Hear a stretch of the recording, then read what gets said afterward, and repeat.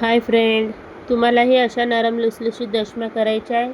ह्या दशम्या ना प्रवासात देण्यासाठी खूप चांगल्या असतात. म्हणजे 4-5 दिवस त्याचा नरमच राहतात, अजिबात खराब होत नाही. ह्या मला आज माझ्या मुलींच्या डब्यावर द्यायच्या होत्या, तर म्हणून मी बनवल्या.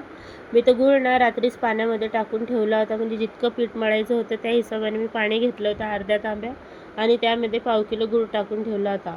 आता गव्हाच्या पिठामध्ये मी थोडंसं मीठ घेतलं, चिमूटभर खाण्याचा सोडा आणि 1 चमचा पांढरे तीळ टाकून गुळाचं पाणी टाकून बघा मी पीठ चांगलं घट्ट मळून घेतलं. हे पीठ ना घट्ट मळायचं, सैल मळायचं नाही. म्हणजे सैल मळल्याने पोळी आपली बरोबर लाटल्या जात नाही, म्हणून घट्ट मळायचं. ते मुरल्यानंतर आपोआप पीठ नरम होतं. आता याला तेल लावून आपण 10 मिनटं बाजूला ठेवू.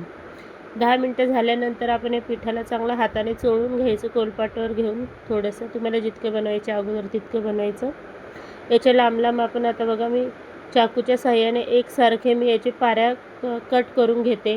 तुम्हाला जितक्या जाड बारीक पुऱ्या करायच्या असतील तुम्ही त्या हिशोबाने त्याचे गोळे कट करू शकता. त्याला हाताने आपण गोल गोल करून घेऊ. बघा मी मीडियम घेतले, म्हणजे याच्याने पुरी जास्त जाडही होणार नाही आणि पातळही होणार नाही. बघा मी लाटूनसुद्धा दाखवते तुम्हाला. अशा साहाय्याने अशा पद्धतीने ही पुरी लाटायची. बघा जास्त बारीकही नाही आणि पातळही नाही. इथं आता कडकडीत तेल गरम झालं आहे, याच्यामध्ये ही पुरी सोडूया. घट्ट पीठ मळल्याने पुरी म्हणजे एकदम परफेक्ट अशी फुगते सुद्धा, नरम होते आणि खूप दिवस ती नरमसुद्धा राहते. ही माझ्या मुलींना ही शेंगदाण्याची चटणी आणि ह्या गोड पुरी खूप आवडीने खातात.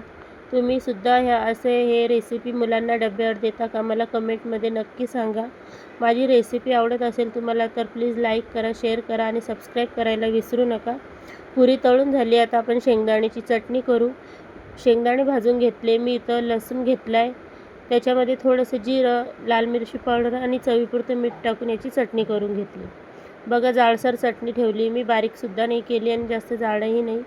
आपल्या दशम्या आणि चटणी तयार झाली. या सगळेजण दशम्या आणि चटणी खायला. आणि ज्यांनी माझ्या चॅनलला सबस्क्राईब नसेल केलं प्लीज माझ्या चॅनलला सबस्क्राईब करा आणि लाईकसुद्धा करा. थँक्यू.